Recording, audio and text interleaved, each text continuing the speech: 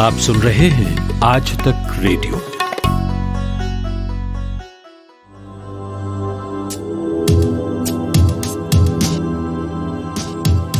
आज आपको कहां ले जाया जाए?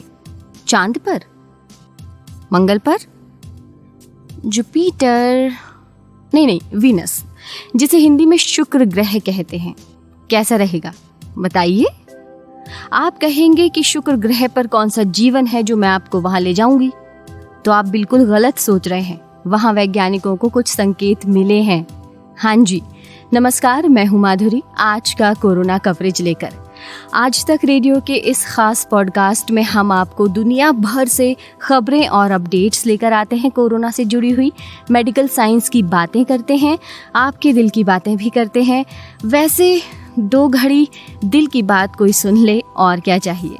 जी हाँ, दिल से याद आए कि वीनस की जो तस्वीरें खींची गई हैं उसमें ऐसा लग रहा है जैसे कि कोई दिल की ECG हुई हो, दिल की धड़कनें बनी हुई हैं।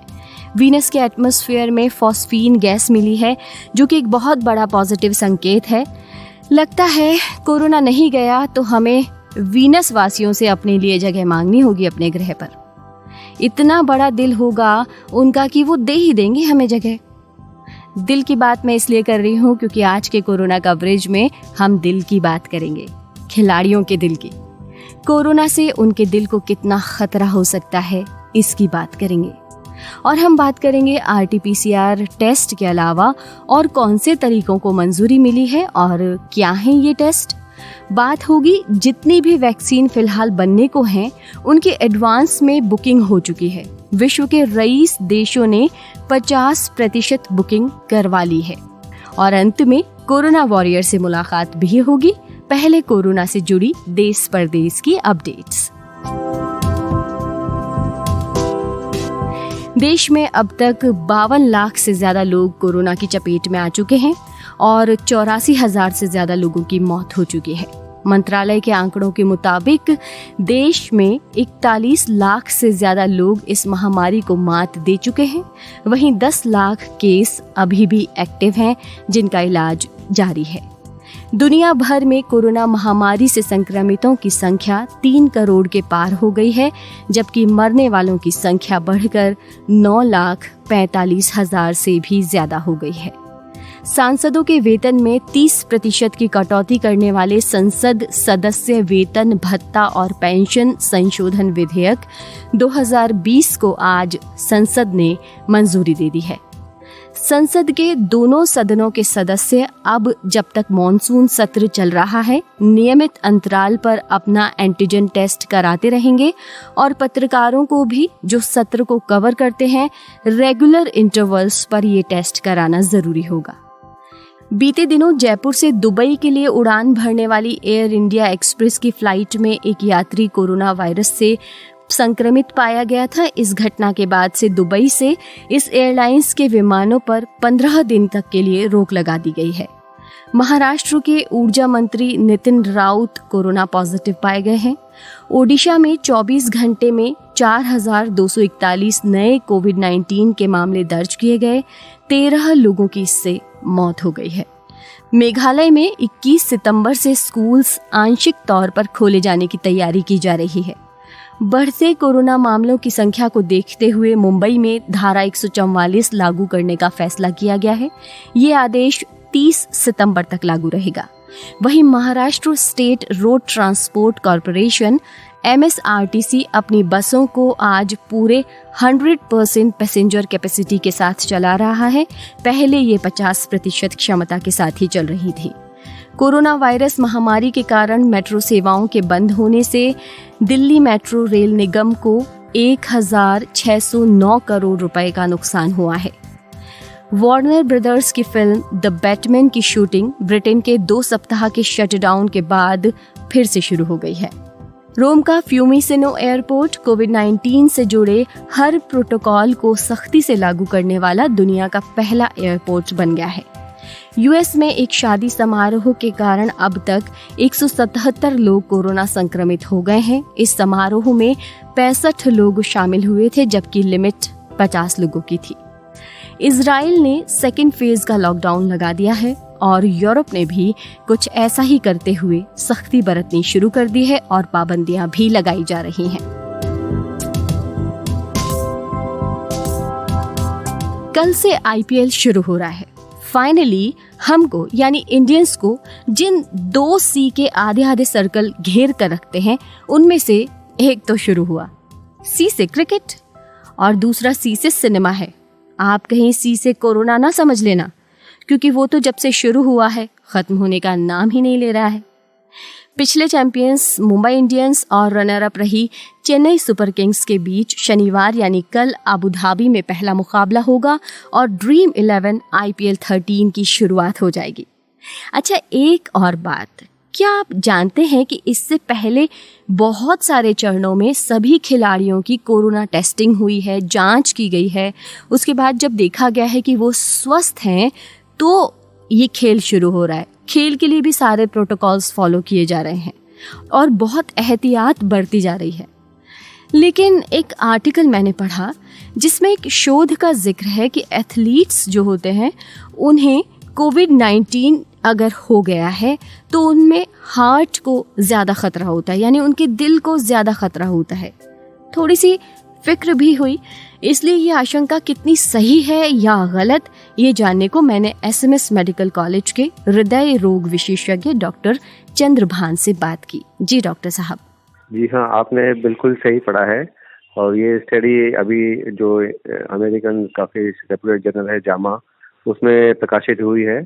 और उस स्टडी के अनुसार जो कोविड पॉजिटिव, जिनको कोरोना पॉजिटिव एथलीट का है और जो या तो एसिम्प्टोमेटिक रहे हैं या सिम्प्टोमेटिक होके हॉस्पिटल एडमिट हुए हैं, उनमें जो हार्ट की अफेक्टेड है वो करीब 22% लोगों में पाई गई है, जबकि और दूसरे वायरल इन्फेक्शन है उसमें ये जो दर है वो 1% होती है। तो काफ़ी अधिक लोगों को कोरोना की वजह से ये हार्ट की बीमारी हो सकती है। जी, और ये जो मायोकार्डाइटिस होता है या फिर सेलुलर डैमेज हो जाता है या दिल में सूजन आ जाती है, ये किस तरह की चीजें हैं और कोरोना से क्या इनका लेना देना है? मायोकार्डाइटिस है एक तरह से हार्ट का इन्फ्लेमेशन होता है जिसको हम स्वेलिंग कहते हैं। जैसे शरीर में कहीं भी चोट लग जाती है तो उसका नेचुरल रिएक्शन होता है और वहाँ पे सूजन आ जाती है। तो इसी तरह से यदि हार्ट की जो मसल्स है उसमें किसी भी तरह का इन्फेक्शन हो या इन्फ्लेमेशन हो तो सूजन आ जाती है। ये बैक्टीरिया से भी हो सकता है, वायरल से भी हो सकता है और काफी कॉमन वायरसेस हैं जिसकी वजह से मायोकार्डाइटिस होती है। इंडिया में अगर देखा जाए तो रिमेटिक हार्ट डिजीज होती है जिसमें जोड़ों में सूजन आती है, उसके बाद भी मायोकार्डाइटिस हो सकती है। लेकिन कोरोना के अंदर ये है स्पेशली देखा गया है कि काफी 10 से 12 दिन के बाद में, और जो कुछ चाइना की स्टडी थी और जो यूएस की जो स्टडी आई है उसमें भी पाया गया है कि एथलीट में स्पेशली अगर देखा जाए तो उनके अंदर जो एक स्टडी में थे करीब 26 लोगों की स्टडी करी थी, जिसमें उन्होंने देखा जिसमें ट्रोपोनिन एक जो स्पेशल एंजाइम होता है जो कि अगर हार्ट की मसल को डैमेज हो उसी में बढ़ा होता है, तो वो करीब 8 में से 4 एथलीट्स में बढ़ा हुआ पाया गया, जिससे ये आशंका रहती है कि उनके अंदर हार्ट को मसल जो है उसको नुकसान हुआ है। और इसमें जो हार्ट की मसल्स होती है मायोकार्डाइटिस में, मसल्स में सूजन की वजह से उसका फंक्शन कम हो जाता है और आगे जाके और भी कॉम्प्लिकेशंस की दिक्कत रहती है। जी, और क्या किसी विशेष एज ग्रुप के खिलाड़ियों को ये अफेक्ट कर सकता है या फिर किसी भी एज के खिलाड़ी को हो सकता है? किसी भी एज के खिलाड़ी को हो सकता है। और मायोकार्डाइटिस ऐसे अगर देखा जाए तो किसी भी एज हो सकता है, बच्चों को भी हो सकता है, बड़ों को भी हो सकता है। और एथलीट में जो अभी तक जितना डेटा अवेलेबल है वो किसी भी एज के खिलाड़ी में मायोकार्डाइटिस हो सकती है। और यदि मायोकार्डाइटिस है तो उसका पूरा जांच होना चाहिए, उसके बाद ही उनको वापस खेल की जो प्रतियोगिता है उसमें हिस्सा लेना चाहिए। नहीं तो उसकी प्रॉब्लम स्पेशली जो सडन डेथ होती है उसकी रिस्क खतरा काफी बढ़ जाता है। जी, और एक कोरोना हार्ट रेट पर भी कुछ असर डालता है, क्या ऐसा है? जी हाँ, यहाँ पे जो है ये तो हमारे भी हैं जो पेशेंट एडमिटेड हुए हैं। काफी पेशेंट ऐसे हैं जिसमें जो खाली एक ही हार्ट का जो इफेक्ट होता है, बाकी इनकी इकोकार्डियोग्राफी कहते हैं जिससे हार्ट का फंक्शन है नॉर्मल है, ट्रोपोनिन भी नॉर्मल होता है। लेकिन ईसीजी में यदि देखा जाए तो हार्ट रेट काफी स्लो है, कई अगर तो 50 से 40 से भी नीचे रहा है, जो कि कई दिन तक लगभग हफ्ते तक भी रहता है। उसमें खाली उसको मॉनिटर किया जाता है। यदि हार्ट रेट 40 से भी कम जाए जिसकी वजह से ब्लड प्रेशर या उसका असर होता है तो कुछ दवाइयाँ देके या फिर और कोई पेसमेकर जैसे कहते हैं टेम्परेरी देके उसका उपचार किया जा सकता है। और मेन जो है हार्ट रेट का है, यदि हार्ट रेट बड़ी हो, जैसा कि हमने बताया कि मायोकार्डाइटिस के बाद में एक कॉमन कॉम्प्लिकेशन होता है जिसको हम टैकीकार्डिया कहते हैं, तेज धड़कन हो जाती है। वो सडन कभी भी हो सकती है और उससे सडन डेथ का खतरा काफी बढ़ जाता है। वो एक चिंता का विषय है जिसके बारे में जांच करना चाहिए। शुक्रिया डॉक्टर साहब। खिलाड़ी भैया ज़रा ध्यान रखिएगा सेहत का, चौका छक्का उड़ाइए पर जांच भी रेगुलर करवाते रहिए। Indian council of medical research ICMR ने मई में अपनी एक गाइडलाइन में कहा था कि अब कोरोना के लिए कई वैरायटी के टेस्ट होने चाहिए, जिनमें RT-PCR टेस्ट के अलावा TrueNet और CBNAAT टेस्ट शामिल है। लेकिन ख़ास तौर से दिल्ली में अभी भी RT-PCR टेस्ट का ही इस्तेमाल किया जा रहा है। दिल्ली में ऐसा आखिर क्यों हो रहा है? इन तीनों टेस्ट में क्या अंतर है? इन टेस्ट में क्या खर्च आता है और कितनी क्षमता है? ये सब मैंने पूछा हमारे सहयोगी प्रतीक वाघमारे से। तो प्रतीक, सबसे पहले ये बताइए कि RT-PCR, TrueNet और CBNAAT टेस्ट में क्या अंतर है? देखिए, RT-PCR टेस्ट का इस्तेमाल तो दुनिया भर में किया ही जा रहा है। भारत में RT-PCR कोविड-19 के लिए एक तरह से फाइनल पुष्टि का काम कर रहा है। इसकी टेस्टिंग में नाक और मुंह से स्वैब का सैंपल लिया जाता है, आपने देखा होगा। इसका इस्तेमाल कोविड से पहले भी इबोला और जीका के निदान के लिए किया जाता था। वहीं जो TrueNet और CBNet हैं वो थोड़े अलग हैं। ये एक निजी रूप से इसे डिज़ाइन किया गया है। TrueNet मशीन छोटी और पोर्टेबल होती है, इसमें चिप होती है और ये ज़्यादातर बैटरी से ही चल जाती है। इन दोनों टेस्ट की जो खासियत है वो ये है कि इसमें रिज़ल्ट 30 मिनट से लेकर 2 घंटों में आ जाता है। अच्छा, तो क्या ये खबर सही है कि दिल्ली में TrueNet और CBNAAT टेस्ट बहुत कम हो रहा है और अब तक RT-PCR टेस्ट पर ही जोर दिया जा रहा है? जी, प्राइवेट अस्पताल तो सबसे ज़्यादा RT-PCR टेस्ट ही कर रहे हैं। सरकारी अस्पताल में तो RT-PCR टेस्ट फ्री है। कारण यह है कि TrueNet और CBNet टेस्ट महंगे हैं। भले ही सरकार ने प्राइस तय कर रखा है, लेकिन फिर भी इसमें प्राइवेट अस्पतालों को कोई मुनाफा नहीं होता और RT-PCR टेस्ट उतने महंगे नहीं हैं, तो इसका मुख्य यही कारण है। अच्छा, तो इन तीनों टेस्ट के खर्चों में क्या अंतर होता है प्रतीक? देखिए, तीनों की टेस्ट करने की मशीनें हैं वो अलग हैं और इनकी किट्स भी अलग अलग हैं। और ये बात भी साफ है कि RT-PCR टेस्ट के मुकाबले TrueNet और CBNet टेस्ट का जो रिज़ल्ट है वो जल्दी आ जाता है। ये महज आधे घंटे से 2 घंटे के बीच में रिज़ल्ट आ जाता है। अगर इनके खर्च की बात करें तो TrueNet और CBNet टेस्ट के खर्च में 3,000 रुपये से भी ज़्यादा लग जाते हैं और RT-PCR तो 2,000 के अंदर हो जाता है। जी, आपने प्रतीक शुरुआत में इन टेस्ट की क्षमता या कैपेसिटी की बात भी की, तो कैपेसिटी के आधार पर ये टेस्ट एक दूसरे से किस तरह से अलग हैं? जी देखिए, हमने बात की कि TrueNet और CBNet टेस्ट जल्दी रिजल्ट दे देते हैं, लेकिन आप इसमें एक दिन में कुछ 25 सैंपल ही ले पाते हैं।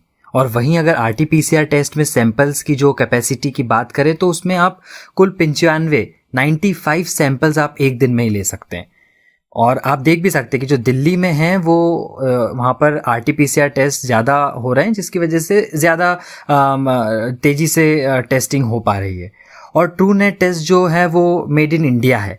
हाँ, लेकिन अगर हमारे देश में बढ़ते कोरोना के आंकड़ों को हम देखें तो उस हिसाब से ये साफ़ है कि RT-PCR टेस्ट ही करवाने की ज़रूरत है। और अगर कभी सभी इमरजेंसी में रिपोर्ट जल्दी चाहिए तो TrueNet और CBNet टेस्ट का इस्तेमाल किया जा सकता है। ये थे प्रतीक वाघमारे। आज तक रेडियो अब सुनिए आज तक की मोबाइल एप्लीकेशन पर भी। प्ले स्टोर से आज तक की मोबाइल ऐप डाउनलोड करें। ऐप में आपको सबसे ऊपर राइट साइड में 3 आइकन दिखेंगे। उनमें से एक जो सबसे बीच में है वो है आज तक रेडियो का आइकन। तो उसे उंगली से ज़रा सा छू दीजिए और खुल जाएगा हमारा पिटारा, जिसमें क्या है, न्यूज़ तो हर जगह है, पर हमारे यहाँ न्यूज़ है सही कॉन्टेक्स्ट के साथ। खबर तो आ गई, पर खबर से आगे की बात क्या है उसका एनालिसिस आपको हमारे यहाँ मिलेगा। और इस ठिकाने पर सिर्फ खबरें ही नहीं हैं, ज्ञान की बातें हैं, मज़ेदार किस्से हैं, बतकही है और भी बहुत कुछ है, जिसका स्वाद लेने के लिए इस गली के चक्कर लगाते रहें। आज तक रेडियो कहते हैं इसे, सुनता है सारा जहां।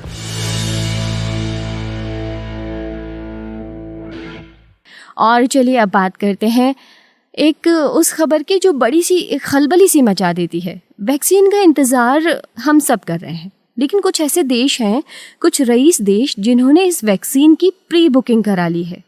और क्या आप यकीन करेंगे कि 50% बुकिंग हो चुकी है। ये जानकारी कितनी सही है, ये जानने को मैंने ऋचिक मिश्रा से बात की, जो आज तक में विज्ञान से जुड़ी खबरों पर नजर रखते हैं। ऋचिक, आप बताइए कि ये क्या माजरा है। माधुरी, ये एक अंतर्राष्ट्रीय संस्था है, उसकी एक अध्ययन है, उसकी रिपोर्ट है।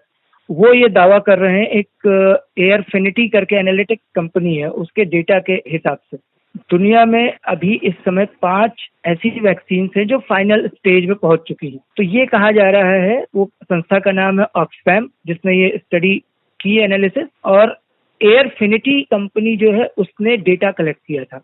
अब ये जो 5 दवाइयां हैं, उनको दुनिया के सारे रईस या अमीर कह ले, उनको पैसे वाले जो देश हैं, उन्होंने अपने पास बुकिंग करा ली है, वो ये दावा कर रहे हैं।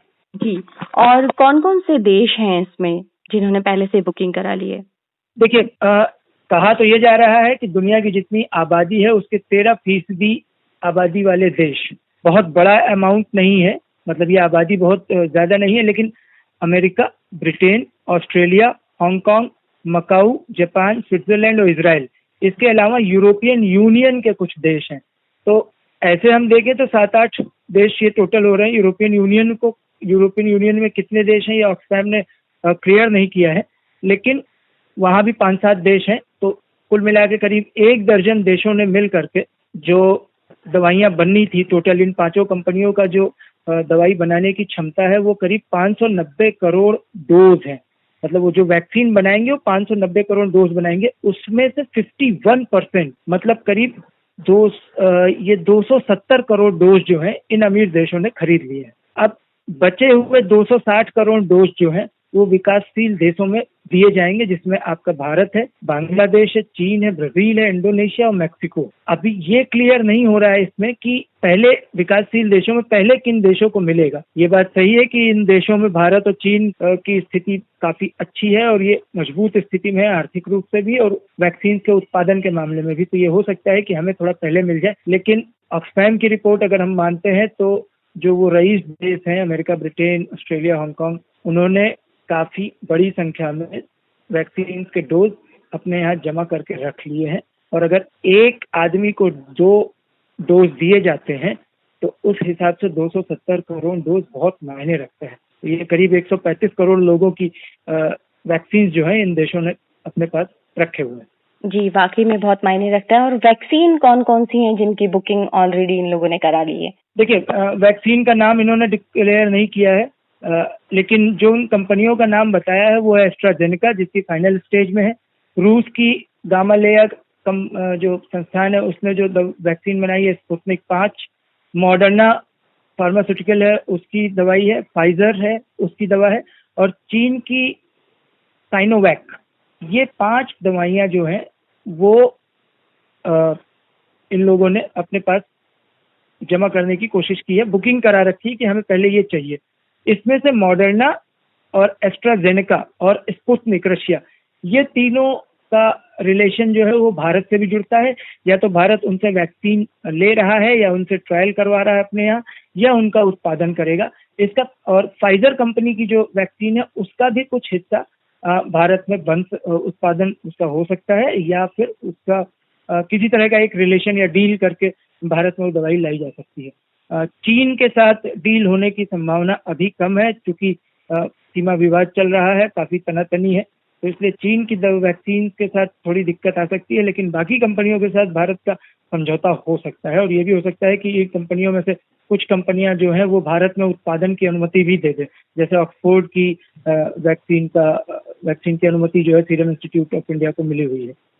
ये थे ऋचिक मिश्रा। क्या आप जानते हैं कि 2021 में हरिद्वार में कुंभ का मेला भरेगा? हालांकि उत्तर प्रदेश सरकार ने इसके लिए पहले से ही कह दिया है कि ये कुंभ पहले के कुंभों से अलग होगा, लोग कम होंगे, पाबंदियां थोड़ी ज्यादा होंगी। कभी कभी परंपराएं भी तोड़नी पड़ती हैं, है ना? कोरोना ने तो कम से कम ये हमको सिखाई दिया है। खैर, अब आपको डॉक्टर रामकेश सिंह परमार से मिलवाते हैं। जयपुर के सवाई मानसिंह अस्पताल में चिकित्सक हैं, कोरोना जब से आया है तब से लगातार अपनी सेवाएं दे रहे हैं, बिना रुके, बिना थके। और उन्हें इस बात पर गर्व है कि वो अपना कर्तव्य निभा रहे हैं इस संकट के दौर में भी। कितनी मुश्किलें आती हैं, आइए सुनते हैं उन्हीं से। 3 मार्च को राजस्थान प्रदेश के अंदर जब पहला केस आया, उस दिन से आज तक हम कोरोना के पेशेंट्स की केयर कर रहे हैं। और जैसा कि हम सभी को पता है कि ये बीमारी एक महामारी के रूप में पूरे संसार के अंदर हाहाकार मचा दिया है और दिनों दिन नंबर ऑफ केसेस बढ़ते जा रहे हैं और दिनों दिन मरीजों की संख्या बढ़ रही है, नंबर ऑफ डेथ बढ़ते जा रहे हैं। और इस पेंडेमिक के कारण, इस महामारी के कारण हर जगह त्रहिमाम मचा हुआ है। एक फिजिशियन होने के नाते, एक मेडिकल एक्सपर्ट होने के नाते और प्रदेश के सबसे बड़े हॉस्पिटल में कार्यरत होने के नाते, जिस दिन से इस बीमारी का पॉजिटिव पेशेंट्स आया है, उस दिन से इस बीमारी नई थी, हमें पहले बहुत कुछ नहीं पता था। हर जगह इस बीमारी के बारे में डर लगा हुआ था, सब लोग डरते थे और अभी भी डर बना हुआ है। बहुत कुछ चीजें अभी भी हमारे पास नहीं है। उस दिन से आज तक जब हमारे पास पॉजिटिव पेशेंट्स आते थे तो उनसे कैसे टैकल करना है, पॉजिटिव पेशेंट्स को किस तरह ट्रीट करना है। बहुत सारे पॉजिटिव पेशेंट्स आए, वो हमारे पास ट्रीटमेंट लेकर गए, ठीक होकर भी गए। बहुत सारे पेशेंट इस तरह के थे जो नॉर्मल आते थे, बाद में बीमारी उनकी बढ़ जाती थी और वो आईसीयू तक एडमिट होते थे और कई बार हम उनको बचा नहीं पाए। और बहुत सारे केसेस इस तरह के भी मिले जो आईसीयू में इन्फेक्टेड होकर आए, बहुत सीरियस थे और वो ठीक भी हो गए। तो इस नई महामारी के कारण और एक मेडिकल एक्सपर्ट होने के नाते इस बीमारी को हमने बड़े नजदीक से देखा है, बड़े नजदीक से हम इस बीमारी के बारे में लड़ाई लड़ रहे हैं। आमने सामने बीमारी हमारे आसपास हमेशा घूमती रहती है। हमें नहीं पता है कि हॉस्पिटल के अंदर हमारे आसपास कौन सा पेशेंट पॉजिटिव है, कौन सा पॉजिटिव पेशेंट नेगेटिव है। और जब हम पॉजिटिव पेशेंट्स की केयर करते हैं तो इसका मतलब ये है कि सारी गोलियां हमारे आसपास घूम ही रही हैं। जी डॉक्टर साहब, मैं एक चीज पूछना चाहती हूँ कि जो कोरोना पेशेंट्स होते हैं, कोविड पेशेंट्स, उनका क्या रिएक्शन रहता है? क्या वो बहुत डरे हुए होते हैं? उनको कैसे टैकल करते हैं आप? क्योंकि बिल्कुल। एक्चुअली देखो, जब बीमारी नई थी और शुरू से इसके अंदर जो बहुत सारी चीजें थी, तो बड़ा इनिशियली तो बहुत बड़ी अजीब स्थिति थी। मतलब आप कहने का मतलब ये है कि कोई पेशेंट पॉजिटिव आ गया, उसका मीनिंग ये था कि इस तरह से बहुत बड़ा क्राइम कर दिया है उसने, या फिर वो सोशली डिस्टर्ब हो गया है। इस तरह की चीजें देखने को मिल रही थी। शुरू की बात है। आजकल तो ठीक है, फिर भी काफी लोगों में समझ आ गई है कि हमें बीमारी से लड़ना है, बीमार से नहीं। यानी कि जो पॉजिटिव पेशेंट्स आते थे वो मेंटली बहुत डरे हुए रहते थे, तो उन पेशेंट्स को भी हमने काउंसलिंग की और उनको समझाया। और इनिशियली इस तरह के बहुत सारे पेशेंट्स के जो वीडियो थे उनको लोगों को दिखाया, देखो हमारे पास से ये पेशेंट ठीक होकर गया है, इस तरह का पेशेंट ठीक होकर गया है। लोग आपस में मिल नहीं रहे थे, उनको भी काउंसलिंग करी कि हमें जो पॉजिटिव पेशेंट्स है ठीक है उससे दूर रहना है, बट हमारे पास बहुत सारे माध्यम है उसके सपोर्ट के, और तो हमें और अधिक सपोर्ट करने की जरूरत है।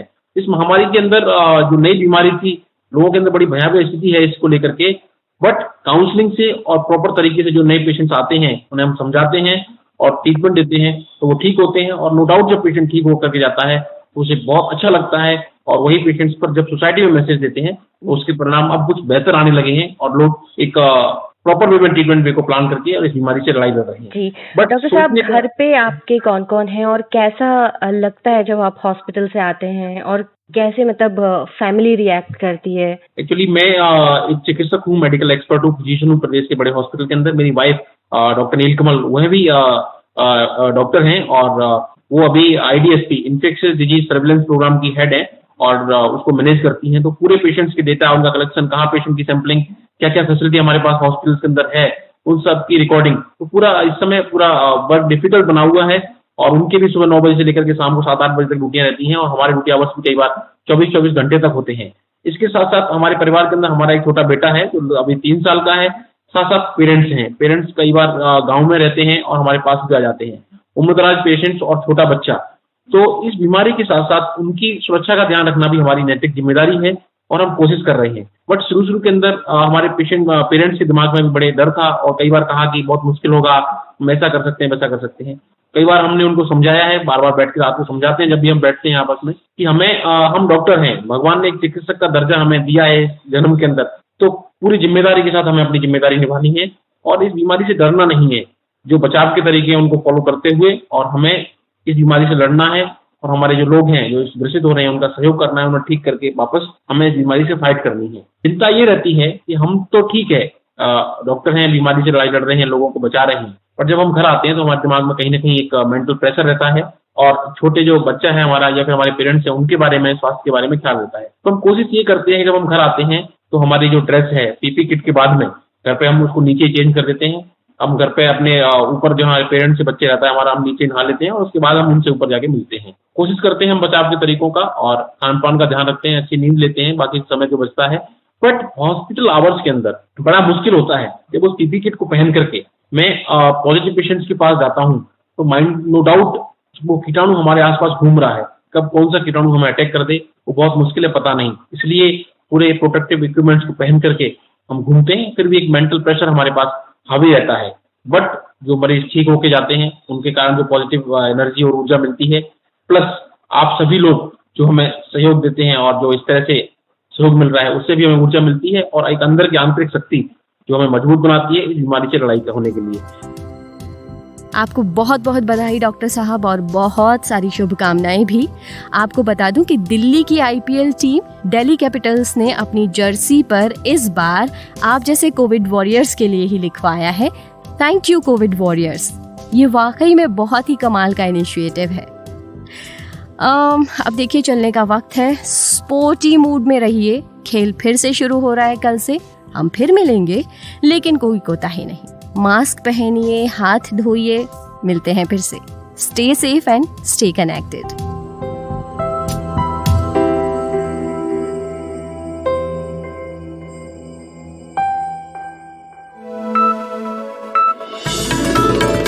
खबरों की हलचल और देश विदेश का मिजाज आप सुन रहे हैं आज तक रेडियो।